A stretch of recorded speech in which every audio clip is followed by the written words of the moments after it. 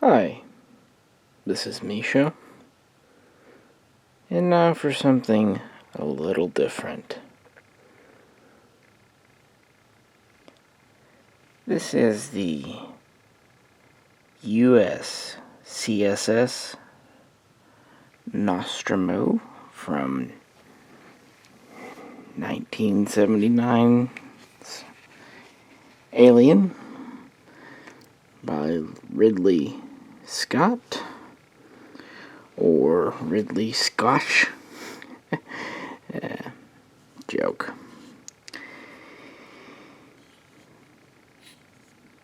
And of course, this is the Eagle Moss model in their series. They don't have many in the Alien series.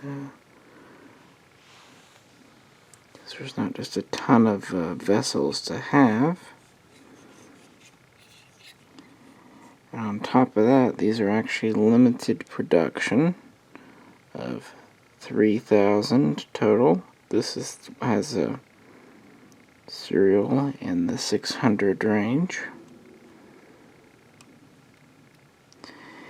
And like most of their models, this is a mixture of ABS polymer plastic and metal.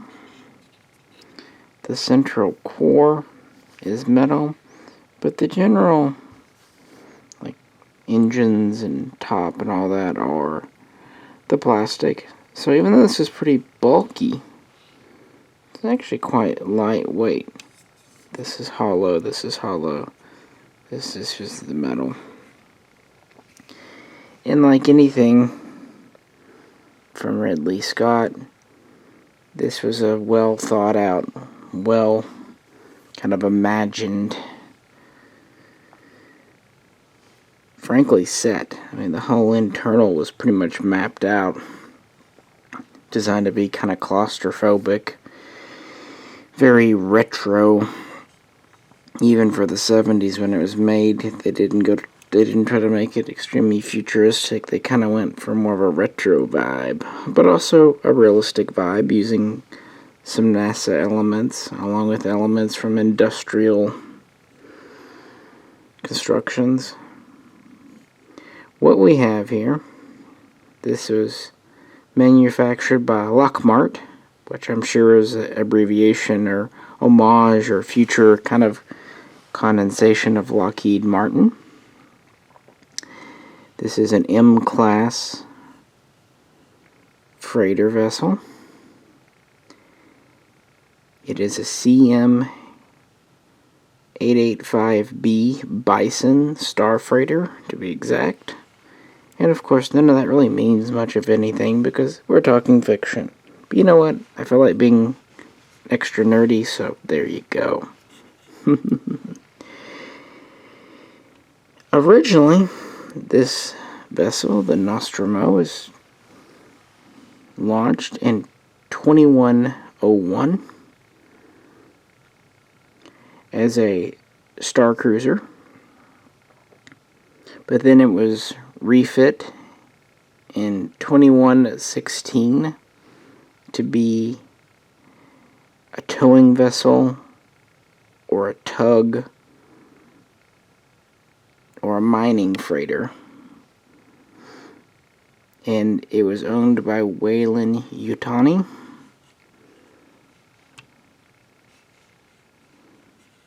which is the main bad evil corporation, monolithic corporation in many of the Alien films, at least until it was overtaken by Walmart.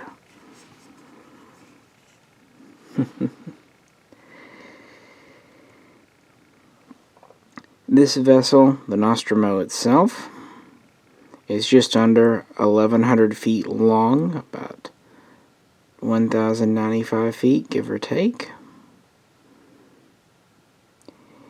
And it would haul behind it an ore refining facility that was over 6,000 feet long, about 6,300 and some change. And basically this refinery would automatically operate during its long interstellar voyage. Its standard route was from Thetis to Earth, and then from Earth back to Thetis. And it pretty much operated in transporting fossil fuels like oil, also mining planetoids, and refining certain metals. Because it was a towing craft, it had two very large, very powerful engines and several smaller engines. I believe they were Rolls-Royce. It had at least 3 nuclear power plants, 3 decks, with the A deck being pretty much the primary deck. It had the cockpit, crew quarters, hypersleep chambers, of which there were 7, possibly 8, mess hall, medical bay, pretty much all the comforts. So as they were on this ship, it wasn't exactly a very comfortable vessel. B deck doesn't seem to really have much. It was just kind of a deck meant in the movie to be dark and scary. We can pretty much say it was cargo storage, consumables, maybe fuel, reaction mass. C deck was our engineering deck. It contained a lot of the mining equipment and just pretty much the industrial stuff. It was there again to be another dark, scary deck on the show. And the sets were kind of made to be all interconnected. They weren't separated sets. And to some extent, they were kind of sealed off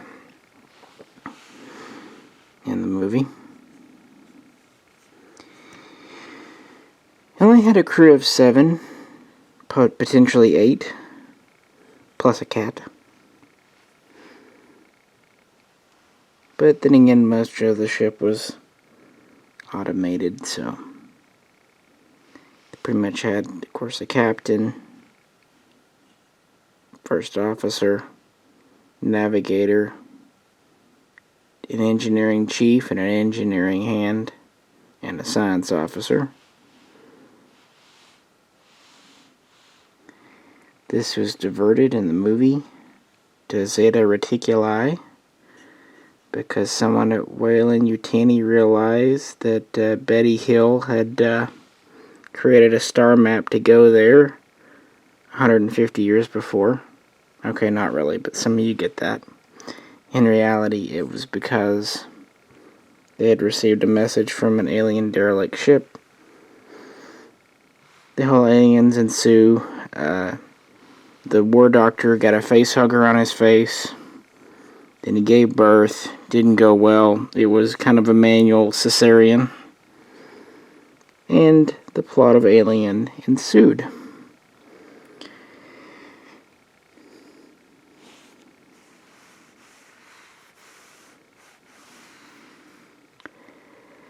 After running around the ship for a bit and killing people, they set it to auto-destruct. The nuclear reactors overheated, and it exploded. For no good reason at all, because the alien got on board the shuttle, the Narcissus. I never really understood, even as a kid, the whole shuttle thing, because the shuttle did not have room for all the crew members. Not even close, so what good of a lifeboat would it have been? I guess they could have drawn lots. But, luckily enough, conveniently enough, the alien had gone through and massacred most of the crew, so good, I guess? I'm not sure how that works. I think they would have been screwed one way or the other, most of them anyway. We, of course, don't see the ship after that. It's blown into 1,000 pieces. And of course, when Ripley is finally discovered nearly 60 years later, Weyland-Yutani's main concern was for their $42 million starship she blew up. I'm going to be honest, $42 million seems awfully cheap. Of course, maybe inflation has been checked and the dollar's actually worth something again. That'd be nice, wouldn't it?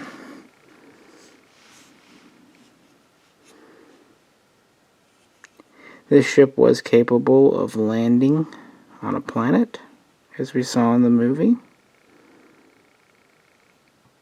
And it could detach quite easily from its mining ore processing complex. Again, this was more of a semi-truck in space, so they could detach if and when needed.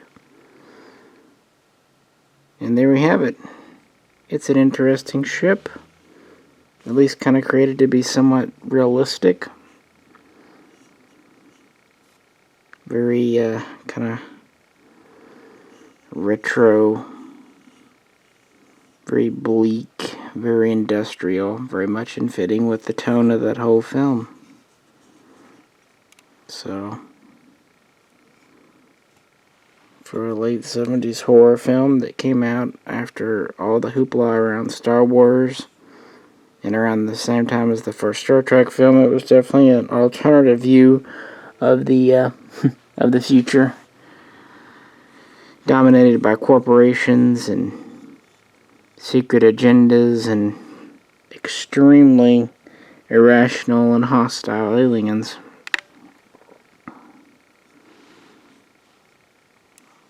So the first of the two good alien films. And there we have it. The Eagle Moss model itself is quite nice. It's got a lot of detail. The engines are well fleshed out. We have antennae sticking out of the front.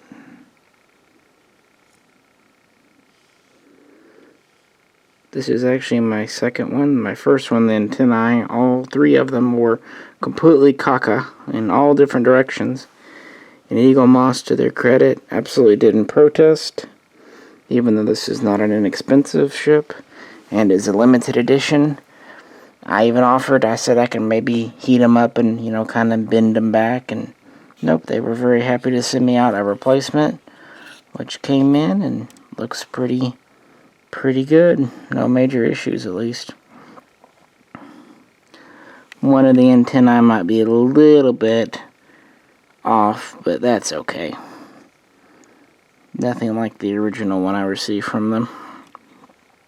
So yeah, the USCSS Nostromo from Alien, model made by Eagle Moss, one of only 3,000 they say they're going to make. Also in this series, they've done the Sulico, the UD4 or UD4 Cheyenne dropship, and most recently, the Narcissus, the shuttle that goes along with this ship. Well, hope you enjoyed this. Just kind of felt like talking about it tonight, so why not? And again, giving props to Eagle Moss for good customer service to fix an issue without any fuss or muss.